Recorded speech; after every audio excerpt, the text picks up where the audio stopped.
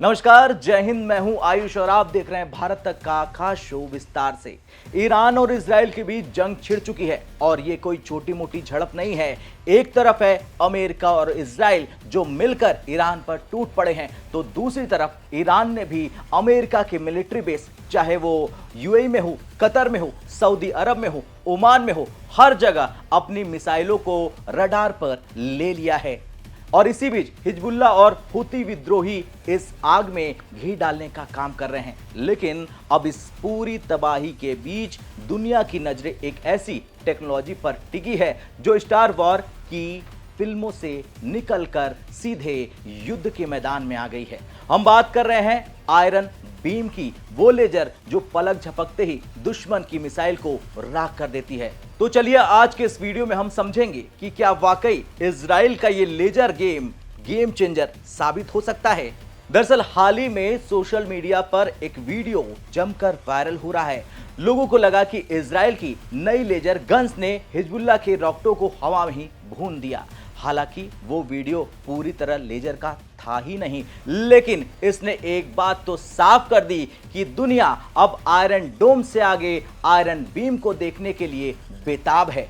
जी हां, दशकों से अमेरिका और इजराइल इस टेक्नोलॉजी पर काम कर रहे थे, लेकिन साल 2026 में जो हम देख रहे हैं वो पहले हमने कभी देखा ही नहीं है। अब लेजर सिर्फ बड़ी बड़ी लैब में नहीं बल्कि ट्रक के पीछे लाद कर बॉर्डर पर तैनात की जा रही है। दोस्तों देखिए, जब हम इजराइल की सुरक्षा की बात करते हैं तो सबसे पहले नाम आता है आयरन डोम का। लेकिन आयरन डोम की एक बड़ी समस्या भी है, पैसा। जी हां, पैसा। आयरन डोम को देखें तो इसका एक इंटरसेप्टर फायर करने का जो खर्च है वो करीब 40,000 से 50,000 डॉलर आता है। और अगर हमास या ईरान $200 का सस्ता ड्रोन भेजते हैं तो इजराइल को उसे गिराने के लिए लाखों रुपए खर्च करने पड़ रहे हैं और ये घाटे का सौदा है इजराइल के लिए। लेकिन वही अगर हम आयरन बीम को देखें तो यही एंट्री होती है लेजर की। आयरन बीम से एक शॉट फायर करने का खर्च मात्र $2 से $5 के बीच आता है। यानी एक कप चाय की कीमत में आप दुश्मन की मिसाइल ड्रोन को गिरा सकते हैं। इजराइल का डिफेंस सिस्टम एक लेयर में काम नहीं करता है दोस्तों, इसकी 3 परतें होती हैं और ये 3 परतों में बटा होता है। अब कौन कौन सी परतें हैं ये जान लेते हैं। पहला है आयरन डोम, छोटी दूरी के रॉकेटों के लिए है ये। दूसरा है डेविड स्लिंग, मीडियम रेंज की मिसाइलों के लिए बना है जिन्हें वो मार गिराता है। तीसरा है एरो, लंबी दूरी की बैलिस्टिक मिसाइलों के लिए बना है, यानी लंबी दूरी की मिसाइल अगर आती हैं तो वो उन्हें इंटरसेप्ट कर लेता है। और अब इस परिवार में सबसे छोटा लेकिन सबसे तेज डिफेंस सिस्टम शामिल हुआ है और उसका नाम है आयरन बीम।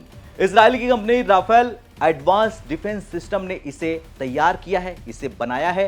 वैसे तो ये साइंस फिक्शन लग सकता है, लेकिन ये सच में है और ये वीडियो जो आपके सामने दिख रहा है वो भी सच है। अब आप कहेंगे कि ये काम कैसे करता है, इसकी जानकारी दीजिए। तो चलिए जानकारी भी जान लीजिए।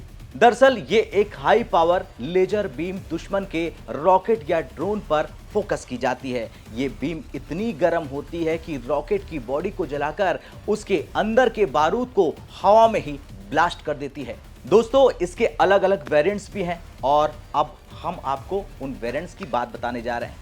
लाइट बीम, ये 10 kW की छोटी लेजर है। इसके अलावा दूसरी है आयरन बीम एम, ये 50 kW की ताकतवर लेजर है जिसे गाड़ियों पर माउंट किया जा सकता है।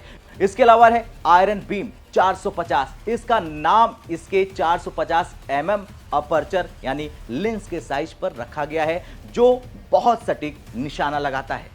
लेकिन यहां एक सवाल यह है कि क्या ये अजेय है? ऐसा भी नहीं है, इसकी कमियां भी अच्छे से आप जान लीजिए।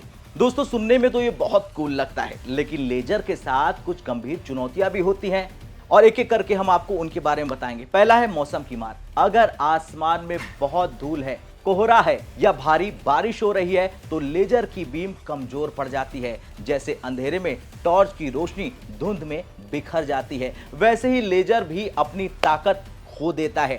दूसरा पॉइंट क्या है? दूसरा पॉइंट है लाइन ऑफ साइट, यानी लेजर मुड़ नहीं सकता है। अगर बीच में पहाड़ या ऊंची बिल्डिंग आ गई तो लेजर काम नहीं करेगी।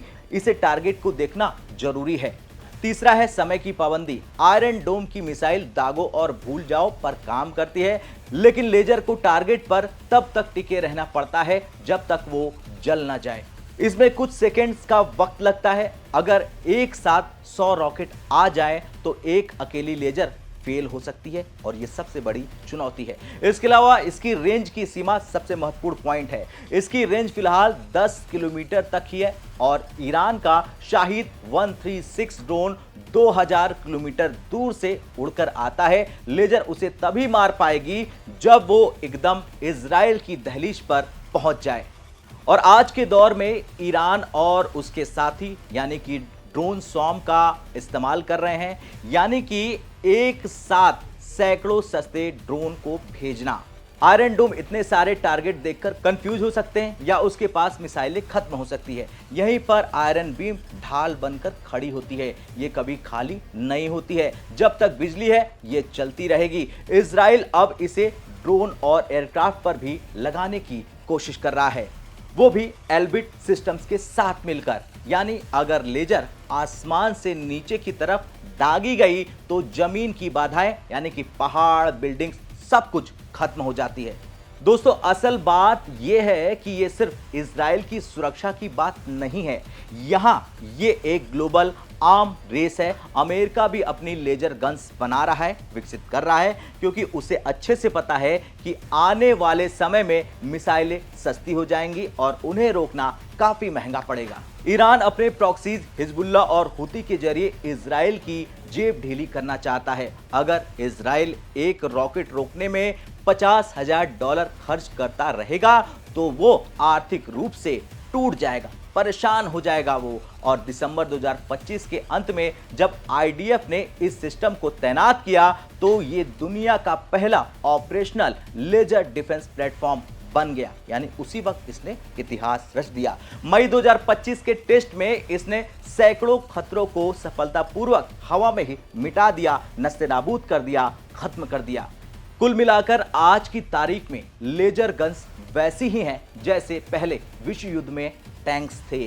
वो नए थे, उनमें कमियां थी, लेकिन उन्होंने युद्ध का तरीका पूरी तरह से बदल दिया। इजराइल का आयरन बीम अभी पूरी तरह आयरन डोम की जगह नहीं ले सकता है, लेकिन फिर भी उसके बिना अब इजराइल सुरक्षित नहीं दिख रहा है। मिडिल ईस्ट में छिड़ी ये जंग सिर्फ जमीन की नहीं है दोस्तों, बल्कि टेक्नोलॉजी की श्रेष्ठता की है। और आपको पता ही किस तरह से ड्रोन्स लगातार आ रहे हैं ईरान के इजराइल पर हमला करने के लिए। एक तरफ ईरान के घातक ड्रोन हैं तो दूसरी तरफ इजराइल के घातक हथियार हैं। अब अंत में आपसे सवाल, आपको क्या लगता है, क्या आने वाले समय में मिसाइलें पूरी तरह से खत्म हो जाएंगी और सिर्फ लेजर से युद्ध लड़े जाएंगे? अपनी राय हमें कमेंट में जरूर बताएं। मिलते हैं कल फिर से विस्तार से के अगले वीडियो में। तब तक के लिए जय हिंद, जय भारत।